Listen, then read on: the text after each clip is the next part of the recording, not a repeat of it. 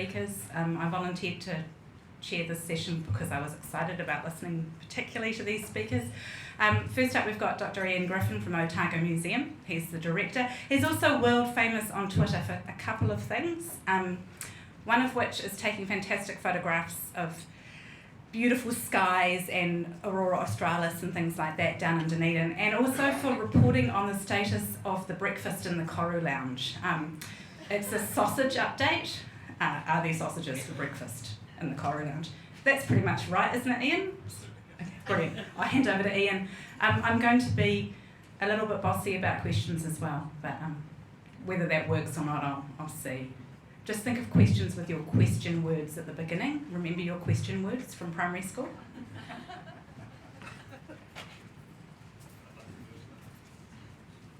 Right, kia ora. Ian Griffin, ho. I had a bit of trouble trying to think about what to say today, and I may have pitched it slightly wrong, so I'm going to apologise at the start. Today's talk was influenced. Last night I was in Christchurch giving a talk about auroras. In fact, I was evangelising about auroras to an audience of 200 people. And these were people who chose to come out on a Tuesday night because they're fascinated by auroras. And one of the points I'd like to make today is that there is science engagement going on all over the country in ways that seems to be going under the radar. And there are people out there who are really well disposed towards science. We just don't know quite how to kind of charge them up and get them motivated, enthusiastic and supportive. Now, having heard the previous speaker doing amazing stuff with kids, I want to say that science engagement isn't just about working with kids. Now, I have worked in many places around the world, but a place that influenced a lot of my thoughts about science engagement was the Hubble Telescope program, where for about 5 years I was head of public engagement, and I learned a lot there. And there's much wrong with the way that NASA does public engagement, but there's a hell of a lot right. If you think of where Hubble started, it was launched in 1990, and many people in this room are probably not old enough to remember the fact that it was launched with a mirror that was the wrong shape. They'd spent $5 billion on this program and put this thing into space, and effectively it was the biggest boondoggle that had ever been launched into space. So this was a New York cartoon. Now I'd wager, if you ask most people now these days to name an iconic science project, they'll probably talk about the Hubble Telescope program. It's all over the place. So the question you might ask is what changed? And it's all to do with NASA doing public engagement and taking it bloody seriously. When I worked there in 2004, my team had 43 FTE, and it was comprised of astronomers, journalists, web specialists, teachers, programmers, and administrators. And the budget for my team at the time was $4.5 million, or roughly 2% of the Hubble budget. NASA takes science engagement seriously, and I'm afraid we don't do that in New Zealand. Serious science engagement costs money. It can't be done on a shoestring. It can't be done in your spare time, or rather it can't be done as well as it could be if you professionalise it. Now, to show you how serious my job was, when I was hired as head of the outreach office, my then boss was a chap called Steve Beckwith, and he said, Ian, your performance indicator is get Hubble pictures above the gatefold on the New York Times. So I managed it once, after a Hubble servicing mission when we released new observations. But that's how seriously they took getting Hubble science out to the public. They wanted that on the front page of the most important newspaper in America. And if you didn't perform, you're in trouble. Hubble, of course, I won't go on too much about it, but it's all over the place. It's appeared on the cover of Time, National Geographic, Physics Today, and you really know that you've engaged the public consciousness when you're on Weekly World News. So I'm an astronomer by training. I haven't worked professionally as an astronomer for the best part of 30 years. And I chose to work in museums as a career. I made a positive choice to work in museums because personally, a visit to a museum changed my life. When I was about 5 years old, my dad took me to a museum in London, and my imagination was fired up. Now, there's an organisation called ICOM, and this is the definition of museum, which is impossible to say in one breath, but I'll read it out to you. A museum is a non-profit permanent institution in the service of society and its development, open to the public, which acquires, conserves, researches, communicates and exhibits the tangible and intangible heritage of humanity and its environment for the purposes of education, study and enjoyment. Yeah, right, I think that's bullshit. Frankly, museums are out there and we can change lives and we can inspire curiosity. Sorry, I got a bit carried away there. I know, because I've spoken to people all over the world who are successful scientists. If you ask them what influenced them to study science, they'll say maybe a parent, they'll say maybe a school teacher, but sometimes, in fact quite often, they'll say, I went to a museum, I went to a planetarium, and by golly, that fired my imagination. Now, it's important because, believe it or not, most of your learning as a human being isn't done at school. Most of your life, this is a graph of life against time and learning. It turns out that most of your life is spent outside of the classroom, and most of your science engagement is done outside of the classroom. And actually, we spend, in this country, billions of dollars on education, and we spend very, very little on science engagement outside the formal education system. This is a paper from an interesting article by John Falk, an American scientist, and it's a really interesting read if you've got time to read it. Now, there's a local researcher, Professor Nancy Longnecker, who's been studying factors which influence choices of careers. And this is for Australia and New Zealand. And you'll see that there are some major influences: interested in science, I was good at science, parents and science television are very influential. But actually right there, high up, below fathers and above mothers, interestingly, I can't explain that, are science centres or museums. So the data is out there to say that museums are influential in helping young people especially choose careers in science. Now, I was hired 4 years ago to be director of the museum. The museum board decided that they felt the museum wanted to go in a different direction. They wanted to focus on science engagement.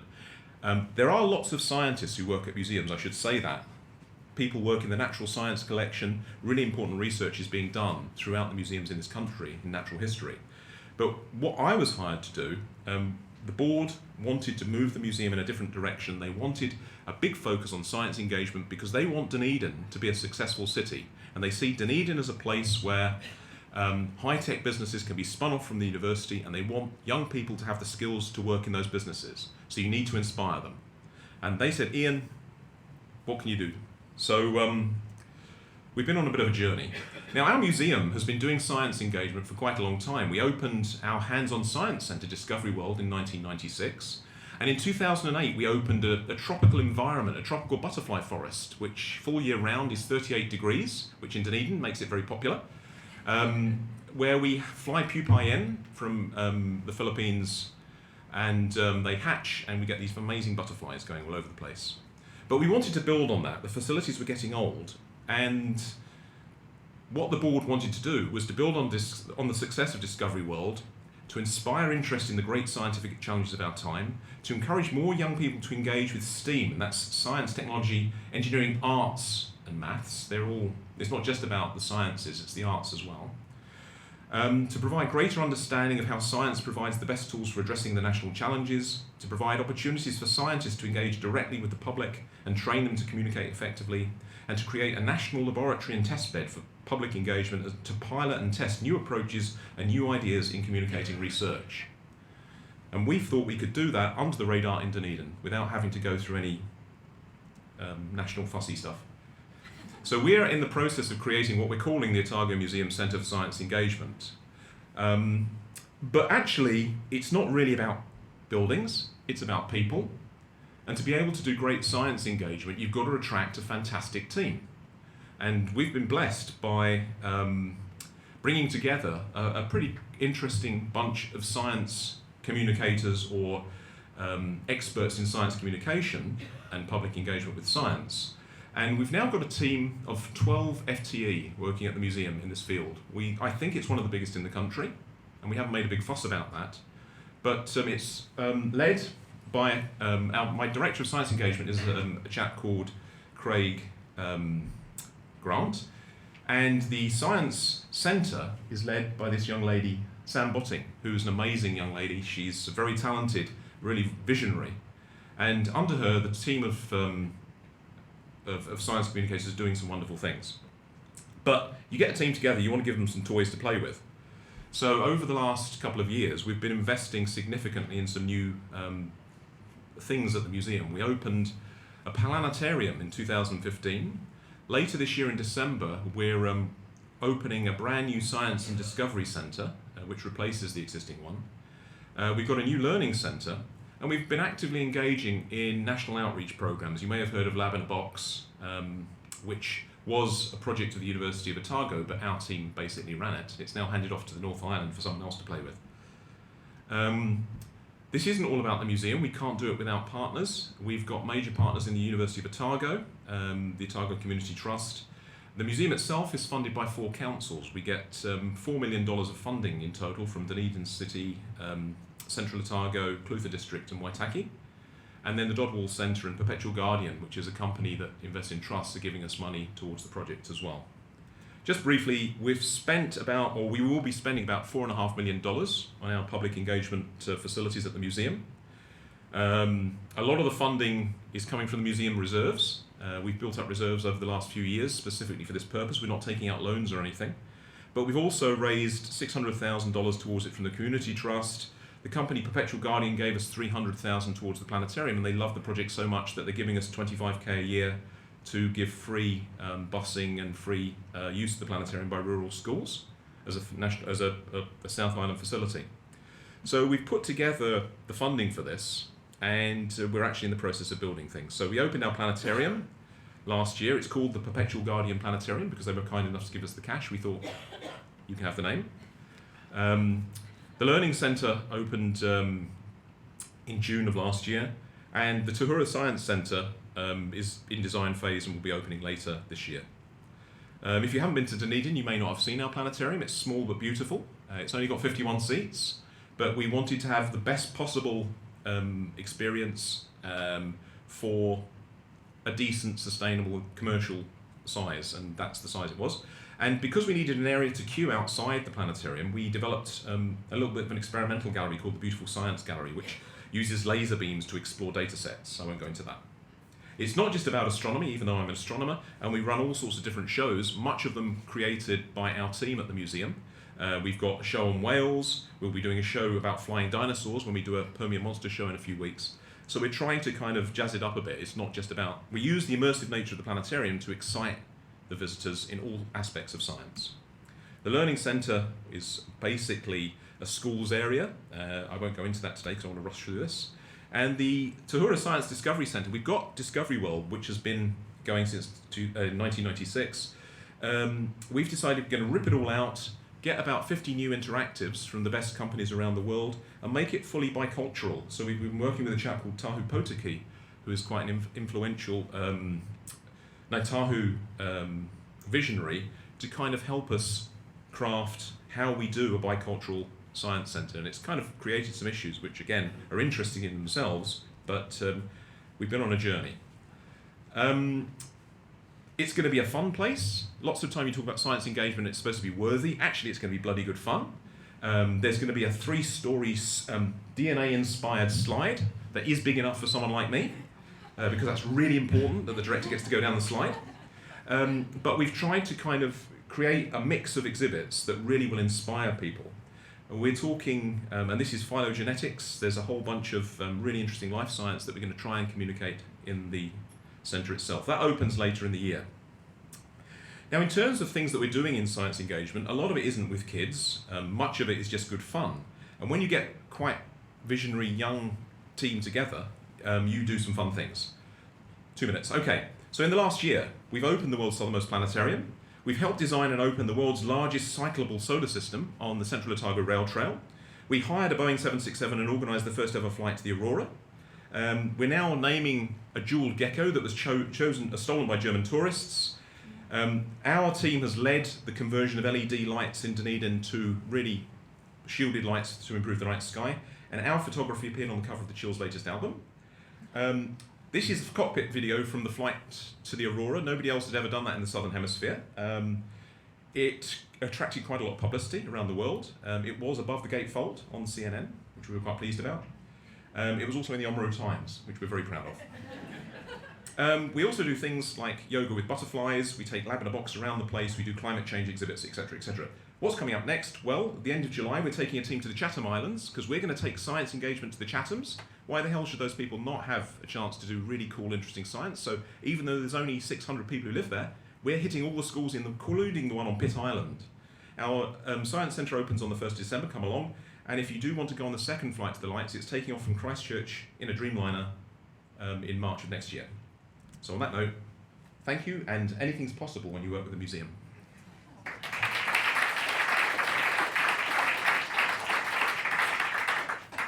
I'm sure people have got questions. Silence. Silence from everyone. I've been to the Planetarium and the laser gallery, the beautiful science gallery, is a fantastic space that I think will have lots of different kinds of applications in the future. I think it was slightly experimental when I was there. Yeah, we're still tweaking it, to say the least. So, any questions? Go back here. Hi. How do you come up with the new things that you want to do in the museum? Do you go out and talk to your audience? Or? Yes, we do. Things like, so when we're developing new planetarium shows, we survey the people who come to the museum, but we also try and find out what people who don't come would like to come to see.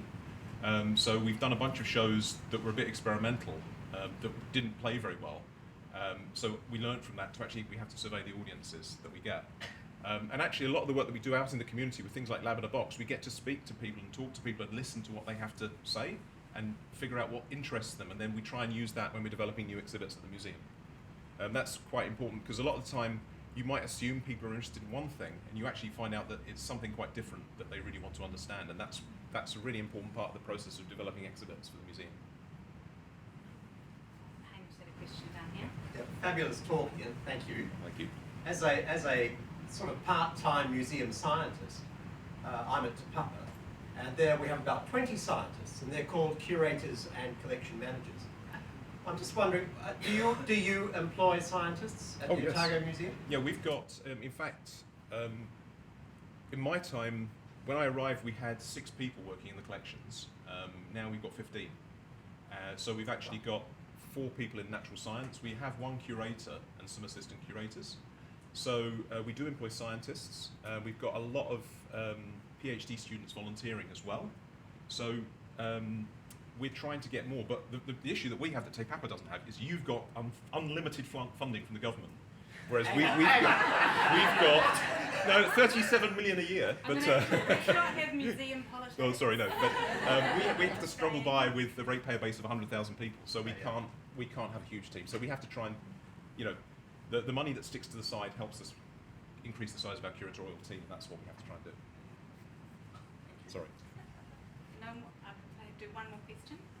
Regarding the flight, was that did you have to pay for all of that, or did the people that were on the flight actually? The Aurora flight was basically it was a commercial thing. So we sold 150 seats on the flight, and they were very expensive seats. But on the flight, we had a couple of school kids that got.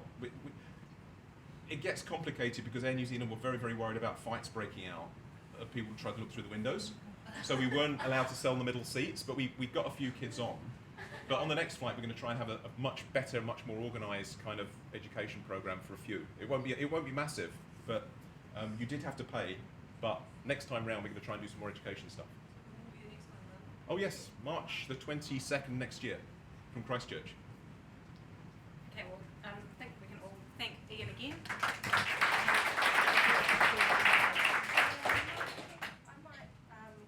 might do it off my. Oh, you want your Mac?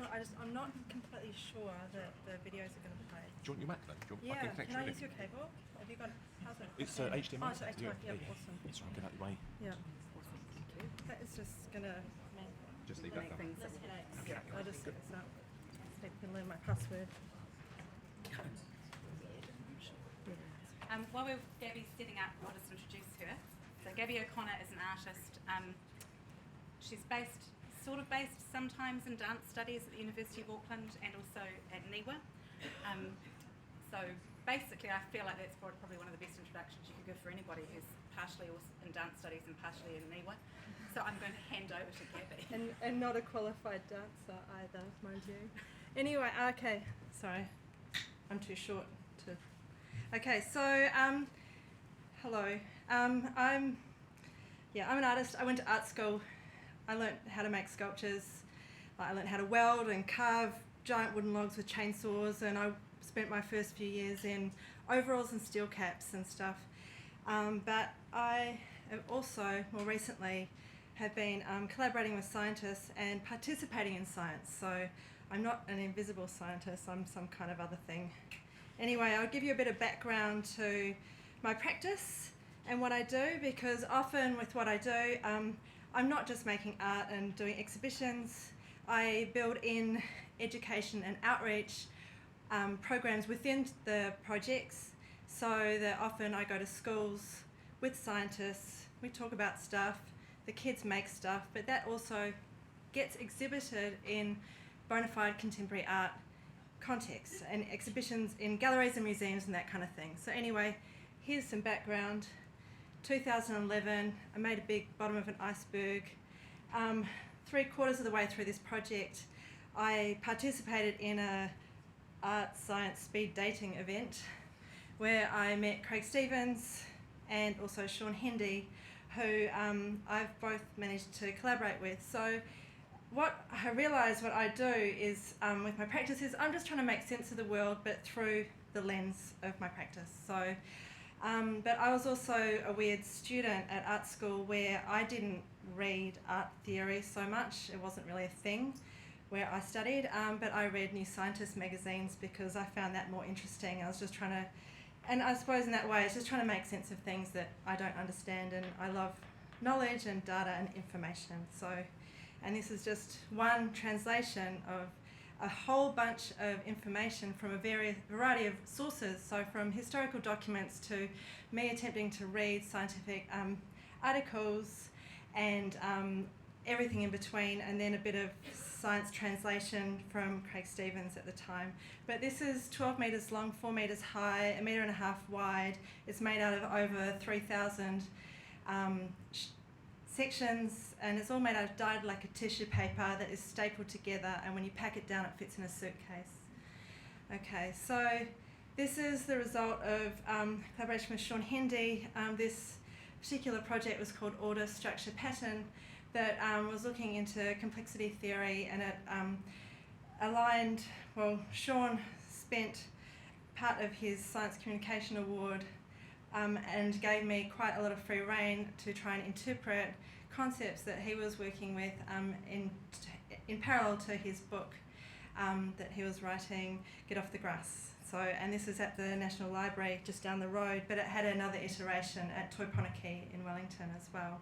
So this is made out of, I can't remember, it's like 5 kilometres of rope and extension cords and cable ties, and it had quite, I work often with the complexity of the architecture, so this had a lot of rules. Anyway, moving along. And this is Ice Fest Christchurch in 2 years ago. And this is the biggest thing that I've ever made, and it's like 25 metres long, 4 metres high, 23 panels. And I also, as well as collaborating with engineers and also the council, I had to get resource consent because even though it was a temporary artwork, it was considered a fence or a structure. And so the awesome engineer got around the whole situation by, they built it and made it really strong, but then he swung on it and he was like, yep, that's good. So anyway, this work is almost like a prequel to the iceberg work, and it was called Inland Ice, based on Scott's one paper that he wrote about the ice shelf floating on the water. And so yeah, we'll move along. And so I'd been making work about Antarctica and science and things probably for about at least over 10 years, and then there became this kind of, that's a bit of an explosion, but an opportunity. Craig wrote me into a proposal to accompany and participate in research in Antarctica in 2015, and it was to study sea ice platelets And so the only pictures that I had seen of these things was this, which is kind of anchor ice, which was from a documentary that I can't actually find the source material of, but it's in Antarctica. And then also these two little scruffy photos that they had taken. That's Craig and also Natalie Robinson, who I've also worked with. But anyway, platelet ice, it's like leaves. They're super thin, about 0.5 millimetre thick. And they can range in size from little fingernail up until we found one about this big. And often they're multi-layered, but like, puff pastry, lots of layers. So I was invited to try and work out ways of document these platelets and also to document science in action.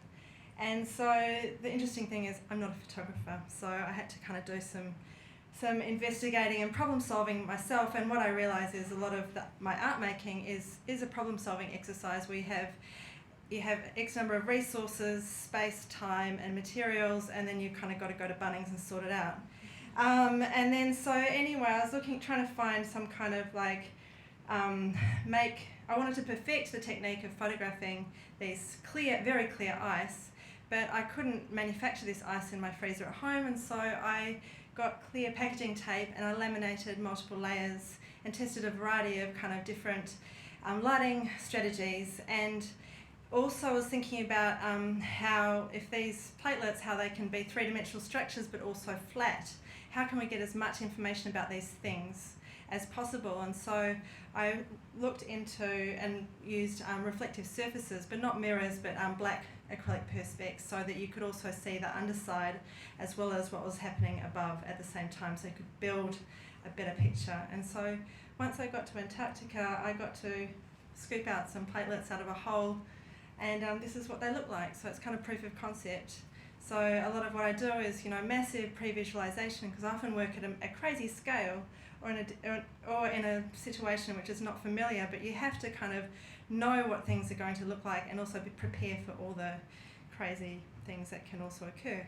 So this is me trying to take photos of science with my $5 Bunnings LED light next to a hole just to my right that often had a seal that blew snot everywhere,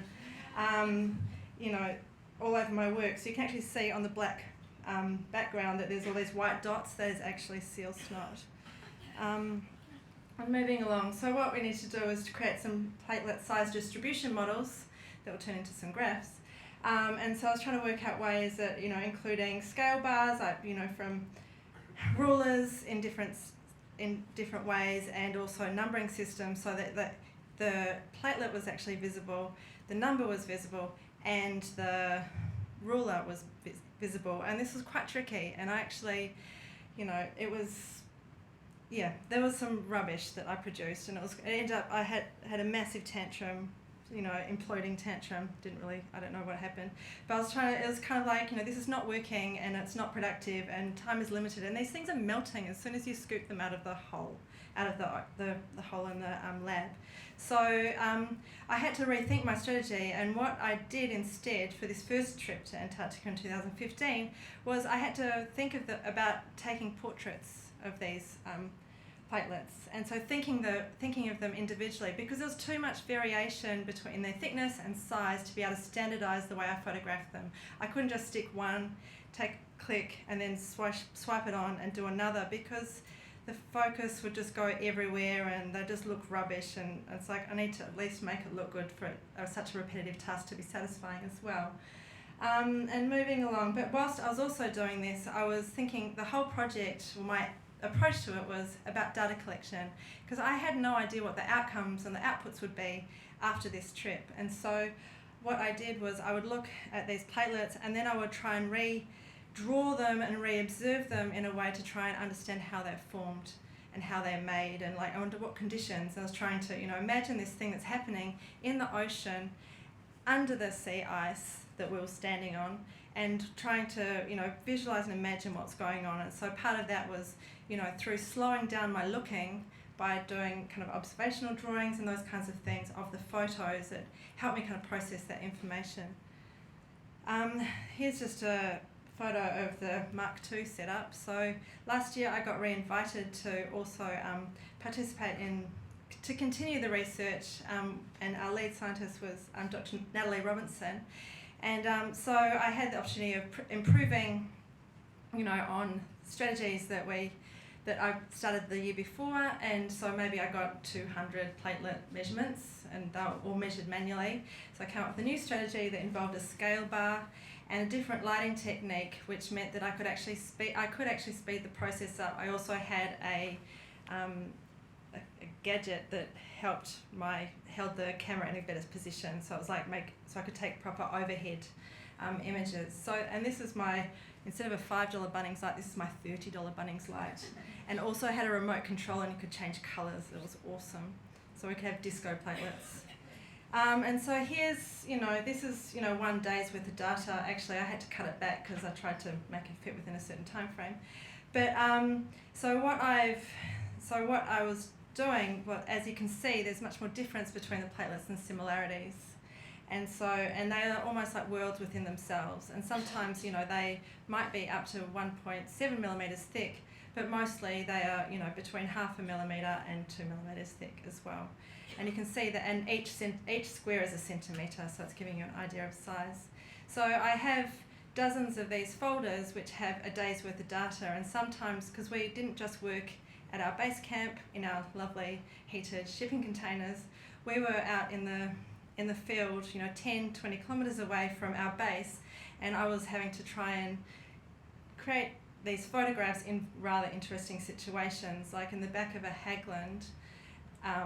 We're using jackets, sticky taping, like gaffer taping my jackets to the ceiling to stop the light from coming through, and having to try and make controlled environments in very small spaces, and in the back seat of the vehicle as well, which was interesting. And then, it was quite crazy. So it was hard to get consistency, but somehow it managed to happen. And then this is the pretty stuff that happens when you have a light with a remote control that changes colours, but also the whole point of using different colours. Like the first time I only used blue light and white light, and because the blue light you could actually see more detail in it, and with the type of lighting that I had. But this, we had the full colour spectrum, and it's almost like with each colour treatment you can see more detail or different detail within the platelets. So this platelet would have been about that big. And here's just a bunch of different nice pictures. That top right one that's the light itself, but just showing.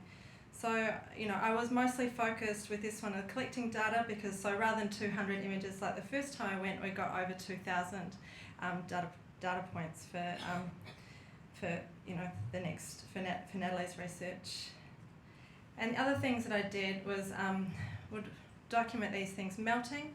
And I call this an Antarctic lava lamp in some ways. It's sped up about 800%, just so it's not so boring. But you can also see like the details, like the edges. Some days the edges of these, these ice crystals were kind of like little snowflake edges, or dendritic, like little trees and things. And other times they were smoother. And so, 2 minutes, okay. This is the studio, moving along. All right, talking to the other part of my practice. So this is talking about the school stuff. So after the first trip to Antarctica, and I worked in a bunch of schools in West Auckland and also one school in Wellington to create an artwork. But what we did was breaking down how the ocean works, so students can understand climate change. So it's basically stripping back everything to understand why and how the ocean moves in terms of like sea level rise, waves, and that kind of thing. And so we also incentivised the learning situation where the kids, once they'd completed their making task that they got after their information task, they got a turn in the tent, and you can see the joy on their faces there. We'll skip along. And so the pictures of the kids in the classroom was actually led to the making of this work, which is called Fugitive Ice, which 6 months after I got back from the first trip to Antarctica, I ended up having a major survey exhibition of that work at Otago Museum, but I didn't know I was going to have it until like New Year's Day or something. And so, so anyway, this work is 4 meters diameter, and it's me trying to make the platelet matrix. And here is a wall of A1 portraits of platelets. so it looks like a bank of televisions. I also did lots of photos and drawings, and so I exhibited them. The interesting thing, I'd never exhibited photographs, paintings or drawings or video before, and I managed to put all of those in this exhibition. There was a 3-channel video projection installation as well of platelets turning, melting, and going down the research hole into the ocean underneath. But this is the awesome stuff. So we had over 21,000 people visited this exhibition. There was over 2,000 school kids participated in workshops. Like I had maybe about 500 personally, but then so this was partnering with the education team who did the most stellar job. And Porirua, where the exhibition was, is demographically opposite to Wellington. Okay, so there were schools that we went to, and it was only Māori and Pacifica families, and so it kind of felt a bit awkward being the white kind of crusaders jumping in there. But what we realised though is there's this important thing where you're providing this experience that they're not normally accessing, and it's doing it through the Trojan horse of art. So they think they're doing art, but actually they're meeting a scientist and they're learning about how interconnected everything is.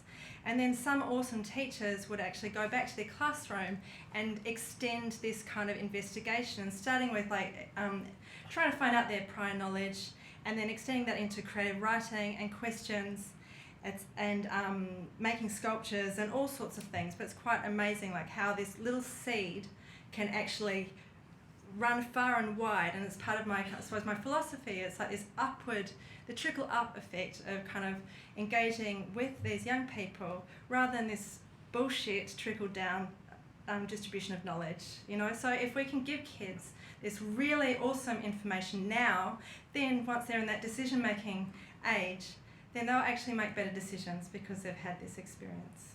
So this is me. Although this work is actually about the flooding in the Hutt Valley, I'm actually telling the story about Antarctica. So really what's happening is I'm currently supported by a Sustainable Seas Scholarship to do a PhD, but it's already being a cross-challenge project, whether it likes it or not. So this is a 300-metre long artwork that delineates the floodlines of the Hutt River, and the work was made by school children, and this is them doing it. And then Ian, we'll see you next week. This is the Beautiful Science. This is a test shot at the Beautiful Science Gallery. So next week I'm taking over that space just for the duration of the Antarctic New Zealand conference, and so this work is called Data Days, and each projection screen represents 1 day's worth of data that's in focus. That's my disclaimer. And I'm just going to leave you with this slide. This is Francis Whitehead, and this is my logo graveyard for everyone who's contributed to every project that you've seen today. But anyway, there you go.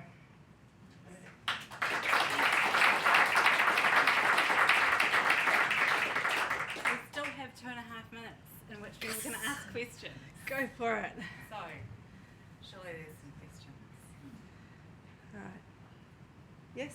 What kind of was the prompts for you to be invited onto your first trip to? It was almost an experiment with an experiment.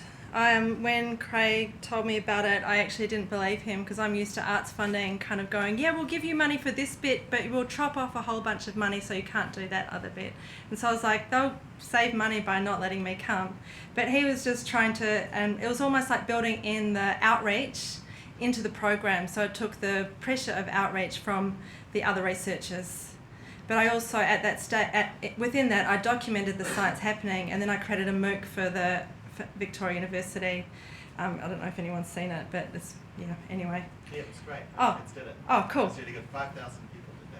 Awesome. Yeah. So there you go. Yeah. So So there was many spin-offs, but the brave thing, the amazing thing is we had no idea what was actually going to happen from that initial kind of experiment. So it's been, from the exhibition at Pātaka to, to everything else, and then another trip to Antarctica by another research group, seeing the value in that. So, who knows what next? Yeah. Right. Oh yes. I just love seeing these partnerships and collaborations across the humanities and the arts and the sciences. And I was just thinking of some of the words you were using, and know, when we look at your amazing pictures, the way they grab your heart and the emotions and wonder, and just how important that is to becoming inspired and interested, and Yeah, I just realised there's one point that I didn't get to make as well, and one thing that is demonstrating through these projects is actually removing all the silos, and which is also removing the the boundaries to learning and engaging with something, and that's like what I find really frustrating being a trained artist and seeing art done in schools. It gives me this. It's terrible because it, like science, the teachers don't have the confidence to deliver something, and it becomes a time filler or a colouring in a sheet or making 20 things the same. And it's like there's so many other ways of doing it, but there's not so I feel like it's my duty to come in to schools and give them this free opportunity that they can't say no to. Only one school has said no, and I think they're broken. But like literally in the last 3 years, I've probably worked with about 3,000 or 5,000 students. Like it's not, and it's on the smell of an oily rag, but it's turning into a PhD where I actually have some funding, but I'll do a big project in Nelson with probably about 1,500 school kids for them to learn about the research that's happening in their area, but they'll make some contemporary art at the same time. So it's kind of like it's working on multiple intergenerational, creating knowledge loops, and also trickling up. So yeah. Yep. Platelets, do you ever ask yourself how and why? In terms of which bit of them? How they construct? Why they appear this way? Totally. So like I feel like in a lot of ways, what I'm doing in the classroom with these kind of activities, I was doing in Antarctica, where I had all this knowledge, and then I synthesized this knowledge through these repetitive acts, and that's part of my projects. But it's also I spent time trying to work out so platelets, and I didn't even explain the science bit, but we've got ice shelves, the water is melting as it does. This is not like a climate change thing, and it enters the ocean system, and it's pressurized. It's super cooled, which means it's less than 0 degrees. It's like can be up to -2 degrees, but it remains liquid, travelling in the ocean system. Flash freezes at some point, somewhere, zooms across like it's a spaceship. You can see them in some of the footage that we have, and then it will eventually float up and attach itself to the underside of the sea ice in a matrix. Like I've heard of like up to 8 meters thick. We were working in areas that was 2 meters thick, and they kind of intersect at all these angles that in gravity work in similar ways as well. And so I've done a lot of thinking about them. You'll have to stop there, sorry. Yeah. But you can talk to Gabi afterwards. Yeah, I'll be around. Thank you.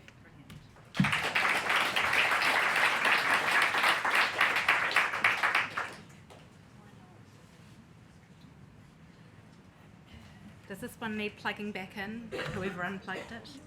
Are you on this one? I don't. This is why you should never ask me to chair a session. I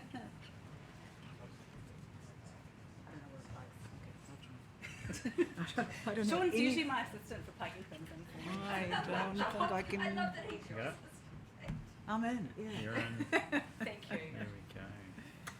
Can I keep that picture? I love it. I'll just talk on top of it.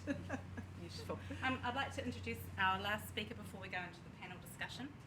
Veronica Medina, who many of you will know from her time at Radio New Zealand. I think it all became very public today, the new job. Yes, it did. Which is the New Zealand editor for The Conversation, which we're hugely excited about. 4 of the New Zealand universities have partnered with The Conversation. Some of the other ones can remain nameless, haven't. And there's going to be lots and lots of opportunities for not just scientists, but university researchers of all stripes, including maybe historians, Yeah. to engage with The Conversation through Veronica. So we're hugely excited about this.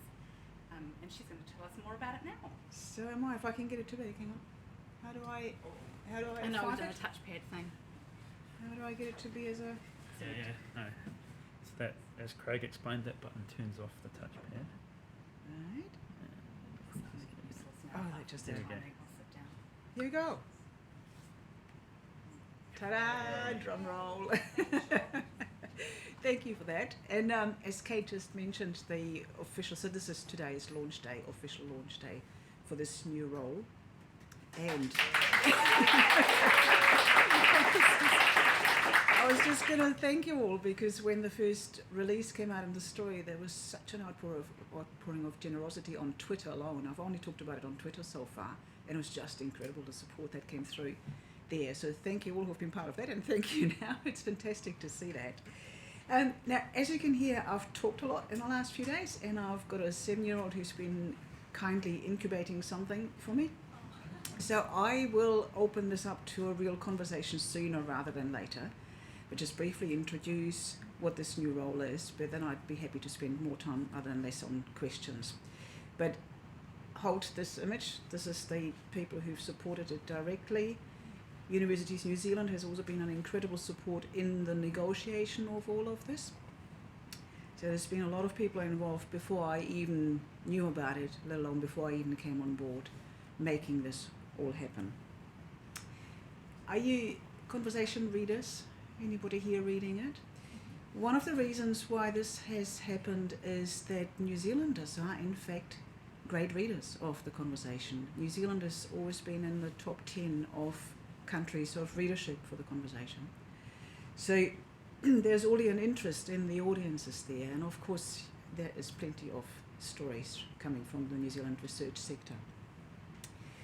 This list I've got there because that is what, it's a description of the conversation, but it's also what is important about it for me, you know, what ticks my boxes. And the first one has always been important for me. I think information needs to be free-flowing. We all need to have access to information out of the research sector in the broadest sense, in particular because these are the people who spend their careers studying things. They've got the depth of knowledge, they've got the expertise, and we should all have access to it. So the fact that it's not for profit, non-commercial, the equivalent of an open source, if you want to call it that, working with academics. So on the conference theme for today of thinking of different ways of being as a scientist or as a researcher, as an academic, think of yourselves as journalists from now on, because I'll be calling on many of you.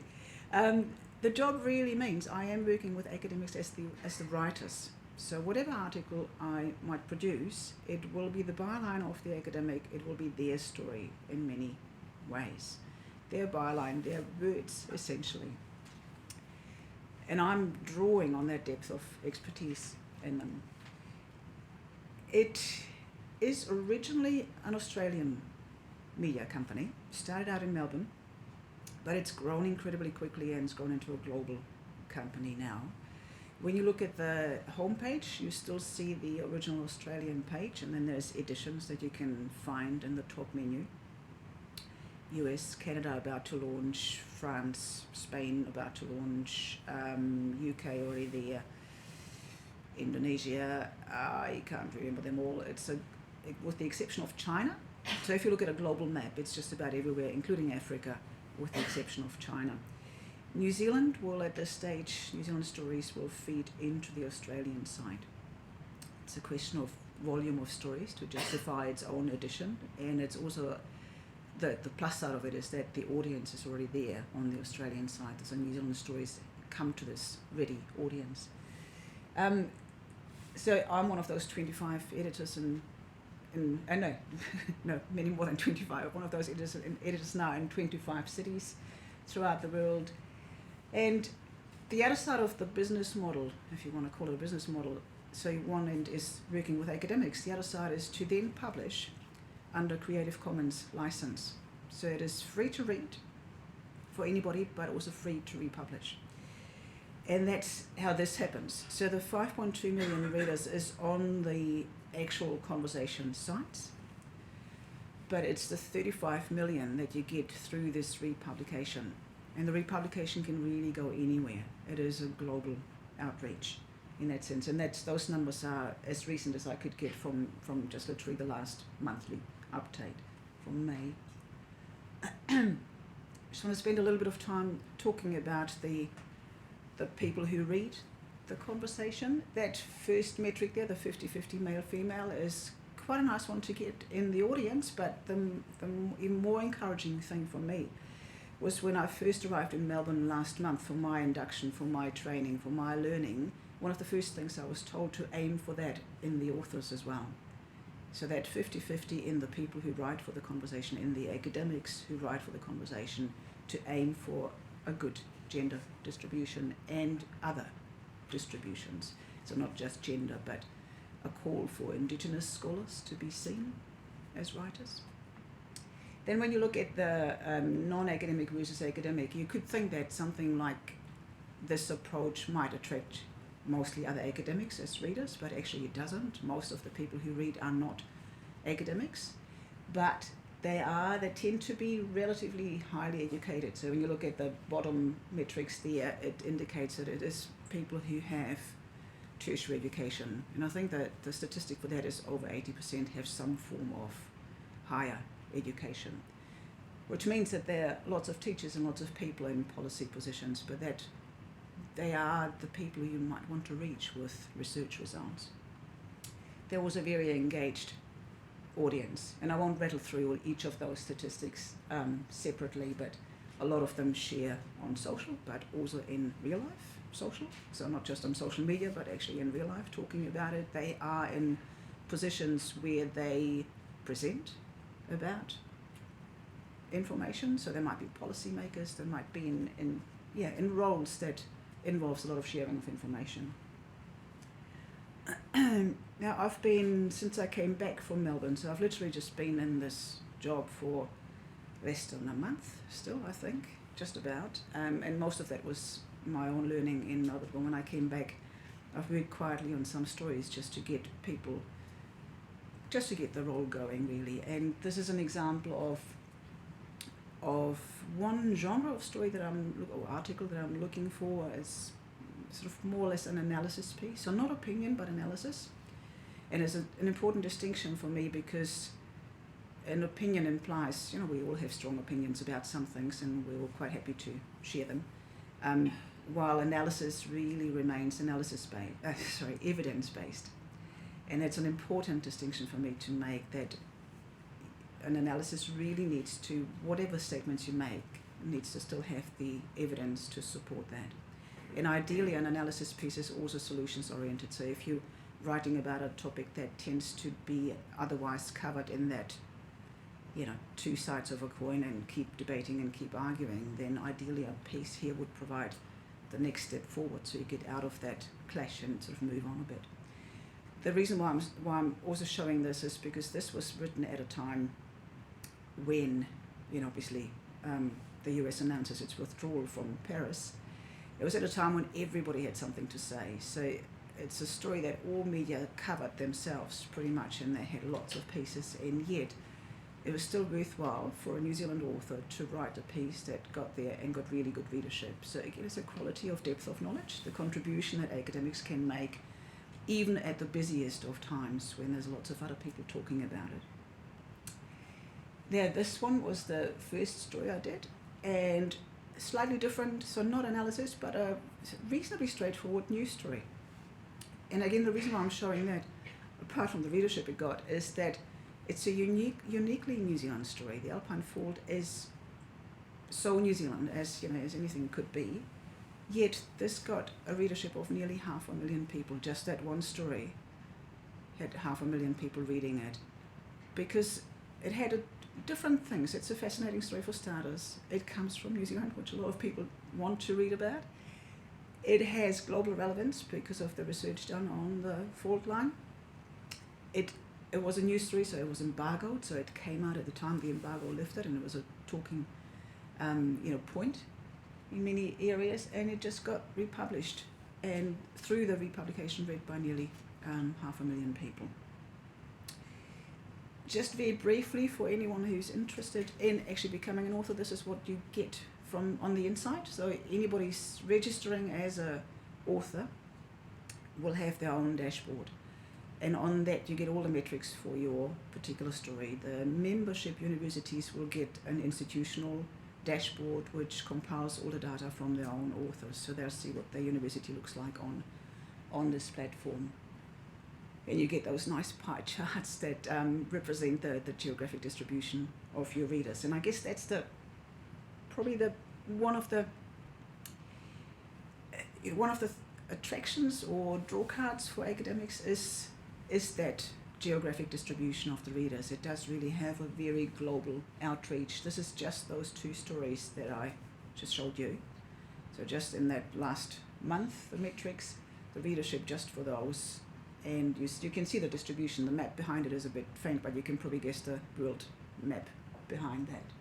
So very strong readership in New Zealand and Australia and the US, but quite a good cluster in Europe, right through Africa. And as I was saying before, China, not so much, but that's got a lot to do with the different systems in social media and just a kind of a non-connecting media, really.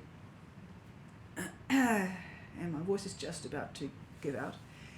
A very tiny list of the republishers of who they are, more than 22,000 globally, and a tiny list that doesn't even really give you a sense of the width of who they are. So I've literally just picked out a few just to give you an idea, but it can be anything from somebody's blog, because it is free to republish. All you have to do is just use an embed code, and that then transfers the story still with the byline of the academic, with the institutional acknowledgement, and it acknowledges that it was first published in the conversation.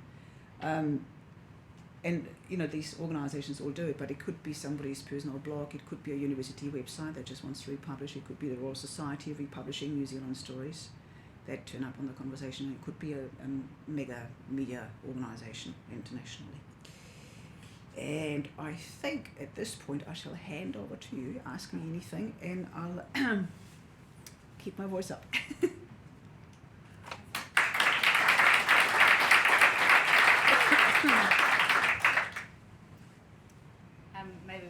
Maybe we could get Peter to ask a good question or say something about Oh, Science yeah. Media Centre's involvement and the Royal Society's involvement. That might be appropriate. I think the conversation's trying to come into New Zealand for about the last 6 years. It's been going, I think, 6 or 7 years, and never managed to sort of get off the ground. But I think it's a reflection that it's happened this time. The change in the media landscape is that there are sort of less outlets in the media now for comment and analysis on research-informed sort of issues.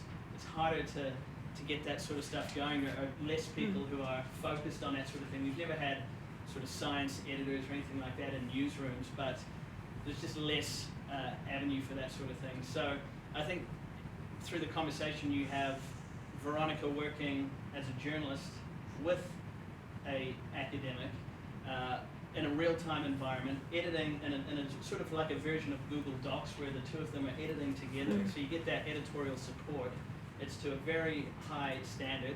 There's disclosures there about conflicts of interest. So it meets that threshold where there's a comfort level among editors in newspapers and online editors. They're going, this is legit, this is quality content, and it's free. So that's why we're seeing a lot, before the conversation came to New Zealand, we're seeing a lot of Australian content and international content running in our newspapers here and on our websites, because it's just gold, it's great content. So the fact now that we have Veronica, an experienced reporter, working on these pieces with academics, I think is fantastic. We'll see even more uptake of it. And in terms of what's really clever about it, I think, is the impact. You saw that author dashboard, and the communications team at the university gets a global dashboard of everyone's statistics, and that is increasingly really crucial for the universities, is showing that impact and particularly that international reach. And the conversation, as the stats showed, has reached 35 million impressions or articles republished on websites, an audience of over 5 million people on all those global websites. So I think for a relatively small investment, it's going to have huge impact. The metrics on that dashboard are more comprehensive than what I showed on that one slide. So it's got you get a list of republishers, you get a list of social engagement, whatever is shared and spread on social. So it's a lot more than what I could show there, but it's very comprehensive even for an individual author and let alone for the institutions. And the co-editing platform is more elegant than Google Documents even. I'm actually, that's, being an Uber nerd, that bit I'm really enjoying. It has perfect version control. So you can literally scroll back through different versions and pick up something that you might have accidentally changed and then thought better of. So it's a really nice bit of software to work on something together with somebody. And the final approval is with the academic, which makes it a very safe platform for academics to work in, because yes, the piece will get shaped in the process, and yes, there's people having input into how it is shaped, but the academic will see the final version before I can publish it, so they kind of have to see that and okay it before it goes out. So it's sort of for people who've not engaged with the media much, it's a very safe place to be. I think the other thing also, and I'm interested to get some views on this, this isn't about additionality necessarily. It's not yet another thing that you're expected to do as an academic. This is the sort of thing that you can do to reuse and repurpose content. If you think I've got a press release, alongside that I can do a conversation piece, and that piece can be syndicated automatically to numerous publications. It takes a lot of the hassle out of your comms plan and your engagement around a new paper or a new project that you're launching, or just if you've got something to say. So I think it's going to take a lot of the hassle out of communicating to a broader audience for academics. That's certainly, if I could just add to that, there was Rupert who had that Alpine Falls story. That was his conclusion, that from now on he'll have a piece sitting ready at the time of the release of it for international pickup in this case, because I think for big stories like that are so New Zealand, I wish and hope that New Zealand media will continue to cover the news stories like that directly with their own staff. So the pickup for that is possibly more international. For analysis pieces, I've already had meetings with RNZ and they're very keen to pick up those stories. So even domestically, I think there'll be a lot more pickup of those New Zealand stories in the future. But We have a question at the Question back. back. Question that you partly answered, I think, but Veronica, first up, congratulations. Thank you. on your job. The question was, why has it taken so long for the conversation to come to New Zealand? Apart from Massey being one of the original sponsors, yeah. and an occasional piece out of Auckland University, there's been nothing. It's possibly something to pass back to the universities. I mean, it does require that support from the universities, you know. Certainly, I'm aware of one attempt to interest the university in the conversation early in Origin across the Tasman, and apart from Massey, the others weren't interested. Yeah, that's changed this time around. So there Do you is. know what's changed? Oh, can I, Hazel? Would you be able to help out? Okay. Is Hazel W from Universities New Zealand is here? Maybe she might be able to add something to it. Hi, I'm the Communications Manager at University of New Zealand. It's great to meet you. It's a fabulous thing. We had, as mentioned, talked to the annual meeting of Cost Effectors and Managers last July at an annual meeting in Auckland, and we've been sort of working since then to put a group of universities together to support this. So it's a key project. Those are this partly time and partly where it's going Well, the to conversation is going, what, decade? No, 6 It years. has. And I think, just to add to that, in the last few years, as the conversation's gone global, I think it's become apparent that it's a great platform to get international exposure to New Zealand research. I think a lot of universities are quite proactive in getting stuff into the local media, and even though that's fragmenting and changing, it's actually been quite hard to get exposure on a massive scale to research overseas. And for instance, IFLS picked up that Rupert's piece on the Alpine Fault. That they have 20 million people on their Facebook page. So to have a pathway to that, where those editors at IFLS and other organisations are constantly scanning the conversation and thinking, wow, that'll work for us. That's actually gold for communications managers all the way down here in New Zealand. Yeah, I think it's also the. Yeah, yeah. But I think it's also the time that it took to build that reputation, because if you'd asked me 6 years ago whether the idea of giving away your content for free for republishing was a good business idea, I'm not sure that I would have said yes. But sadly, the media landscape has become, if anything, even more fragmented and with fewer resources. while at the same time the conversation has built up this reputation for having really high quality articles because they're written by people with expertise, with deep expertise, and the journalists helping them make them more readable. So it's actually excellent content. We're out of time. Ah. Thank you so much, Veronica.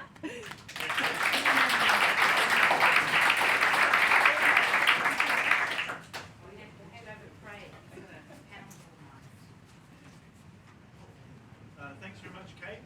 So just for the last half hour, we've arranged for 4 panellists to come up, and we're just going to talk to you a couple of questions, but you're off the book. I am off the book, but I would like to somebody asked oh no, it was in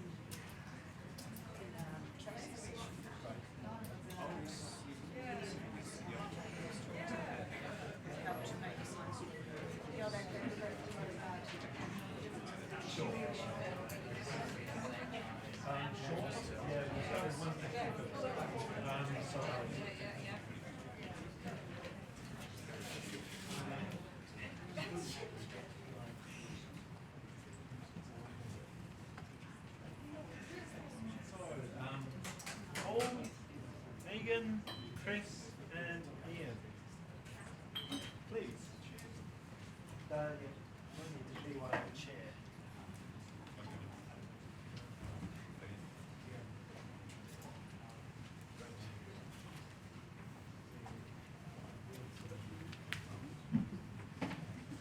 Can you get a conch shell?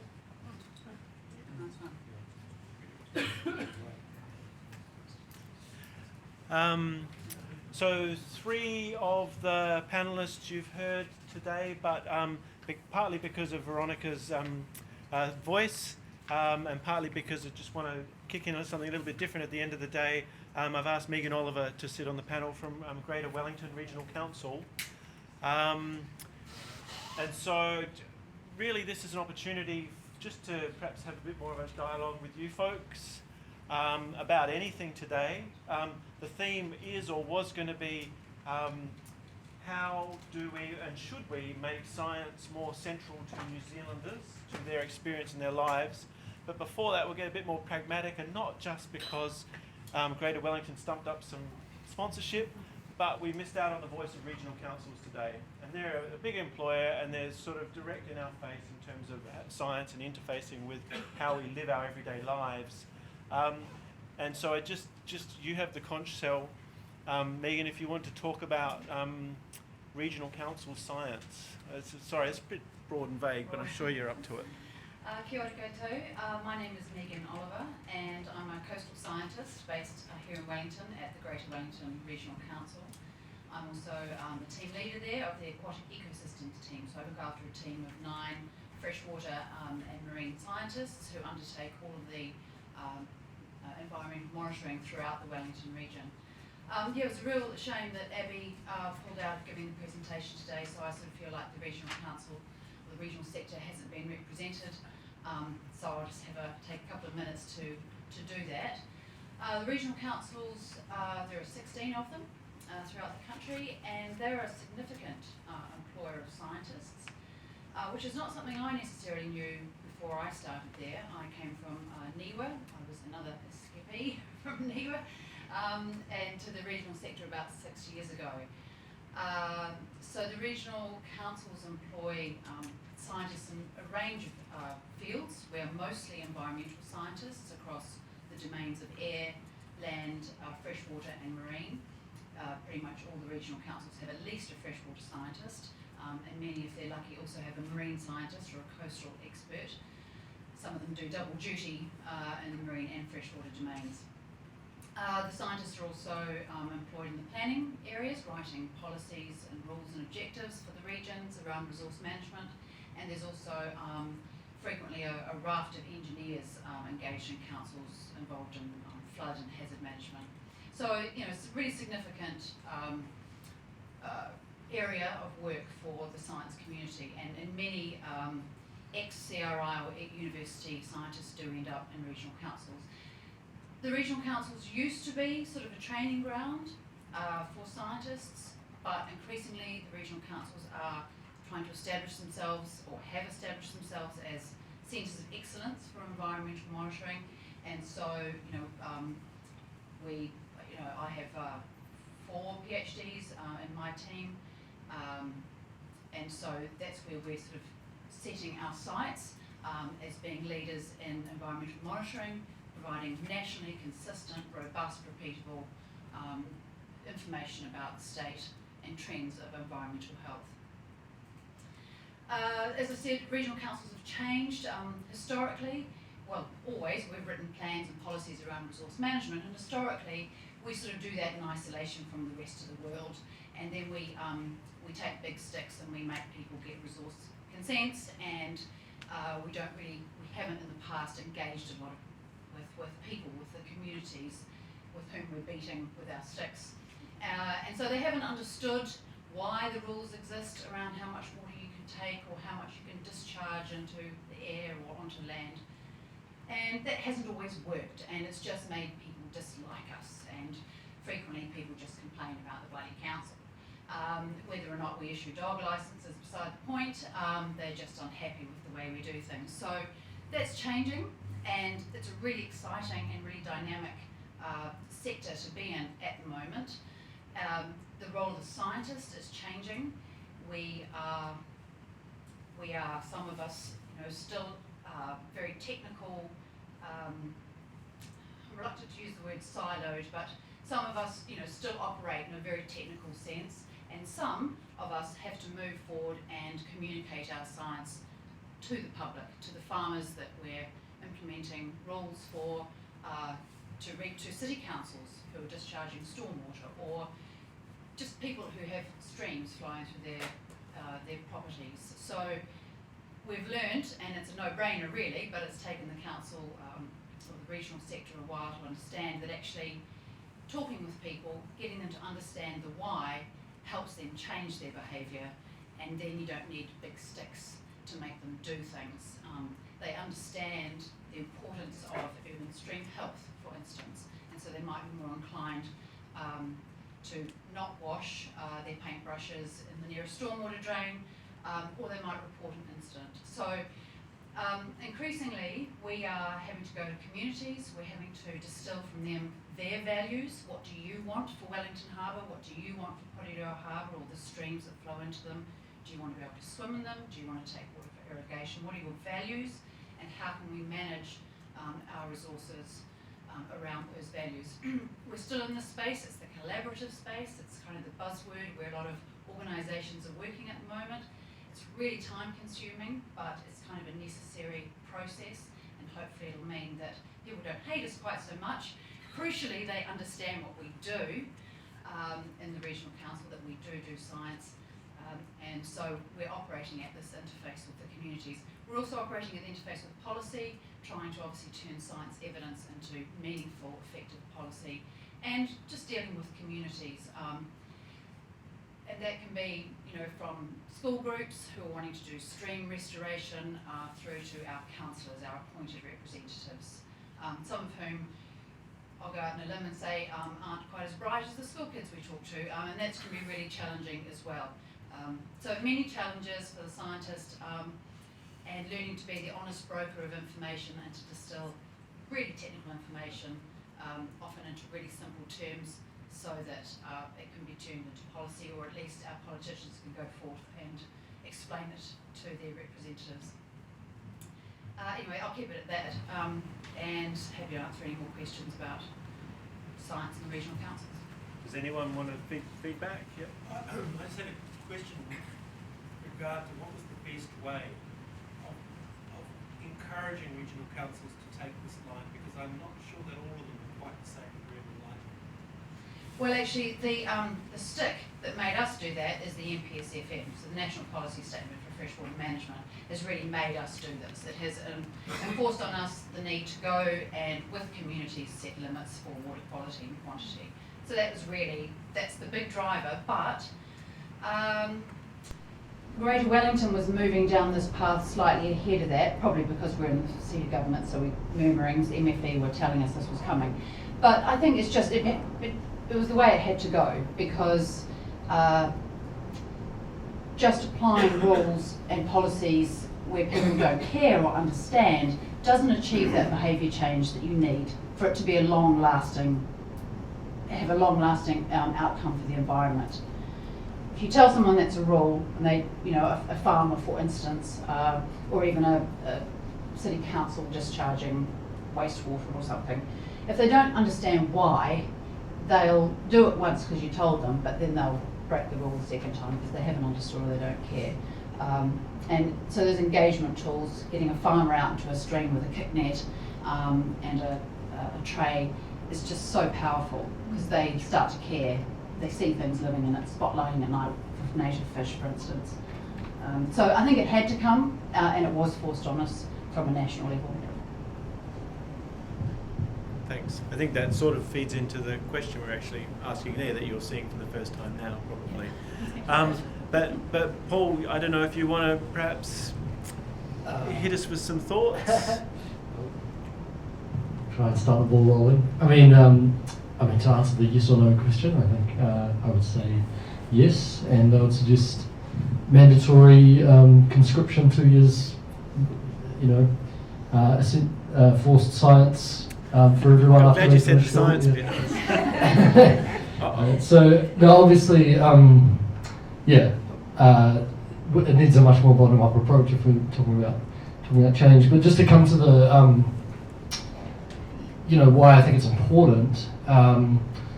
Really picking up on what's just been said. I mean, I think it's not just that we need more scientists, but we need more people who think like scientists, or people who we need everyone to have more of an appreciation of science, how it works, and if we do, then it'll become a lot easier, I hope, to solve a lot of the problems that we're facing, because they can't just be solved by, they need, a lot of the solutions need participation broadly from society, and if we don't understand why, then it's difficult to get that buy-in. So that's certainly why it's important for me. And I think just a second point that's maybe quite broad is been reflecting on the stuff that I was talking about earlier from Sean Hendy's book about the values underpinning science, and how there's a really good piece about how they're the same values that actually underpin a healthy democracy. And I just think that's really pertinent in the world today, where it feels like a healthy democracy is sort of under threat in various ways in various places, that science really has something to offer the world. Another reason why this is very important. As for how, I'm going to pass to the buck on the other to the others on that one. Well, while it's being passed down, does anyone from the audience want to throw in an answer to how, or some thoughts on Paul's connections? Do we need 2 years of science conscription? It was just a joke. No, it's got your name on it. No, perhaps it's with you, I think Ian. we certainly need to have it right from the schooling. And it's so easy at year 11, 12 and 13 to just spin it off because there's easier, faster, quicker credits to get. And so I think to have it right through schooling is essential. But that's just my point as a science teacher. So I would say that. Just behind the blue. I think also in regards to that, like having it in primary schools and then in high schools, because someone was mentioning earlier that in high schools it's kind of people take it because they feel like they have to, or it's compulsory, and they're not taking it because they enjoy it. Like my high school ran a whole bunch of different kind of, it was extracurricular science, and sure, like there weren't very many of us that took it, but it presented science in a completely different way that engaged us and made us really enjoy it. And I think potentially there's ways that it can be taught in high school that, like through the curriculum, because I don't know how the curriculum structures it so much, but in a way that teaches it so that the students get more engaged and get more passionate about it rather than just learning the facts from the teacher. Jeff? So I think something that's slightly missed from today so far is the next step, choosing it's the forced conscription. but of course we can't do forced conscription. So how do we get people choosing to do science at university? And I think one of the big tools we've got is actually what we've seen today, which is the diversity of different outcomes, and all of which are cool jobs and interesting and important professions. So there's a thing there of saying to secondary school students, hey, you should study science because this is the outcome. And I don't think we do that very well at all. We in fact do the opposite. Hey, you're interested in science. If you want a good job, you should go be an engineer or a doctor. So I want to add to that, say it's actually in many cases the parents you need to talk to, because honestly the amount of open days where you get students come out and the kids, what do you want to do? I'm going to do geography. Oh no, he needs to be a doctor. It's like, no. That's from the parents. So I think it's as well as the students, it's also the parents that need to be Gabi? There's one thing that I've felt that has been slightly lacking in terms of connecting science that's happening within all the institutions, like whether it be a CRI or a university or whatever, that these places don't have, an in-house educator that can then communicate the science that's happening now in interesting ways and in relation to curriculum to the schools. So, and like the museums and galleries do it, they have in-house educators communicating, what the content within their walls. It's like, why can't we bring this back into institutions and to really kind of energize interest, and do it in various ways. It doesn't have to all be through there's so many different ways of doing it. There are organisations doing it as well, but I feel like it should be the responsibility, of the institution to, improve literacy. Before I go to Ian on this, from the school ghetto, some thoughts on this? So I think a lot of it is also not necessarily, because a lot of the curriculum, you sit down and you learn a bunch of facts about science, and you learn so much less about the actual process of science, and so getting a problem and going through and working out the answer for yourself and doing the research and doing the experiments and stuff is a lot more valuable, because it's actually teaching the kids how to think like scientists. And then it sort of brings back to the thing of what is a scientist in general. We've talked about today about invisible scientists, but in many ways, aren't they just a scientist in general because they're engaged in some level of science in their life? I think the question I have is what is a scientist in general? And so therefore, by people realizing that they themselves, even if they haven't had, tertiary science education, can be a scientist to an extent by being an advocate in their community for it, will make it feel more relevant to people who haven't necessarily done as much. And so, the question I have is what is a scientist? There you go, Ian. Well, I feel very guilty about being blowing. I'm British and I've lived in New Zealand and America and Europe. And my observation is maybe not that helpful. And I don't think it's about science, it's about having a vision for the country. Because it's all well and good saying, oh, we need more scientists. Well, why? What are they going to do? How do you fit into the big picture? And to my mind, it's more a question about where's New Zealand going, right? Do we want to be a country that exports cow milk or cow juice, whatever you call it, milk, thank you. Or do we want to be a country that uses its brains from a brilliant education system to kind of export high value stuff around the world, right? And they're almost like two alternative futures. And my view personally is that New Zealand needs to have this kind of clear vision about where it's going. Hopefully something aspirational that the whole country can get behind, clean, green, high tech, smart.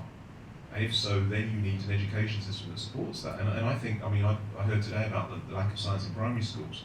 And I'm certainly not saying the UK system's any better, but my own daughter trained as a primary teacher specialising in science.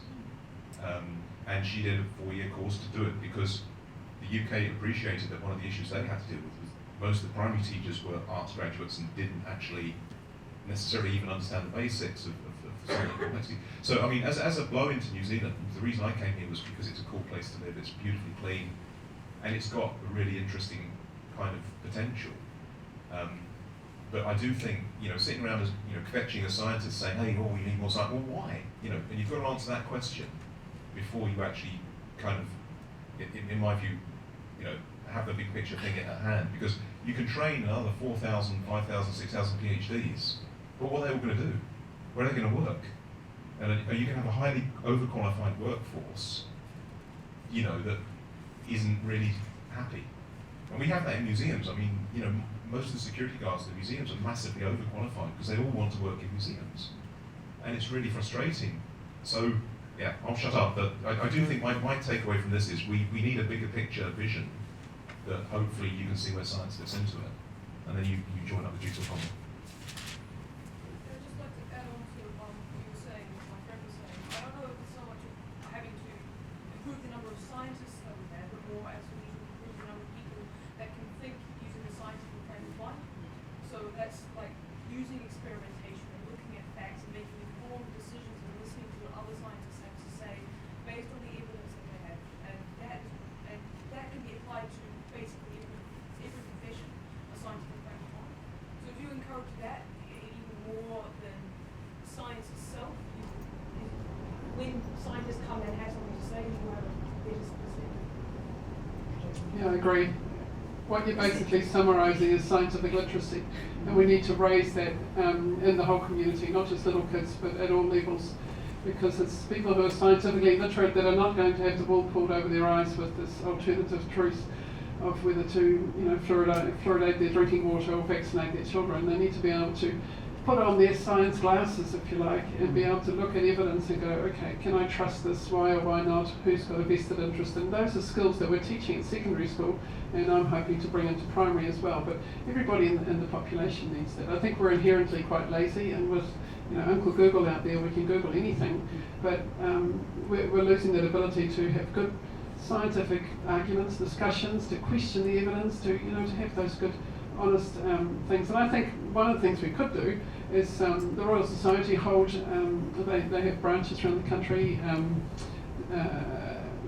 Who does this Cafe Scientifique? There's some really good forums where adults can come and have and learn from scientists and have some good discussions. And I think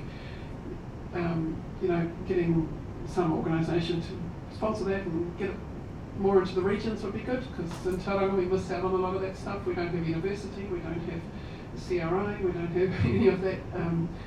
We don't have any museums, we don't have a science centre. So there's a real lack of that kind of thing happening in the community, and we're an affluent community, on the national scale. There's a lot of places worse off than Tauranga.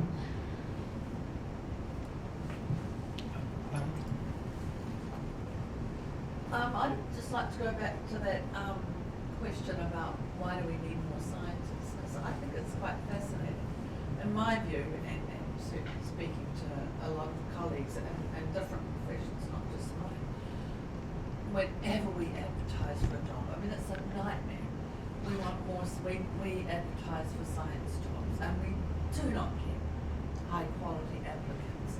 And that's even at the graduate level. So there's a disconnect somewhere between what someone mentioned earlier on about 20,000 science and medical graduates every year from New Zealand, and the fact that even at quite junior levels, we tend to hire non-residents or even students from the UK and elsewhere on exchange programs who have to apply, because somehow the quality of the applicants that we get, and I don't know the answer, but to me the answer to why do we need more scientists is because we can't fill the positions that we actually have funding for. So we can't do all of the science that not only do we have funding for, but we need. But I don't know whether someone else can explain that disconnect. I think part of it is I think part of it is the salary that can be earned in some of these jobs compared to going into industry. If you've got a PhD, you're doing something like financial banks, you can go and use your money in banks or all these sorts of things. So sometimes we lose people for the right reason. They're taking these good skills elsewhere, but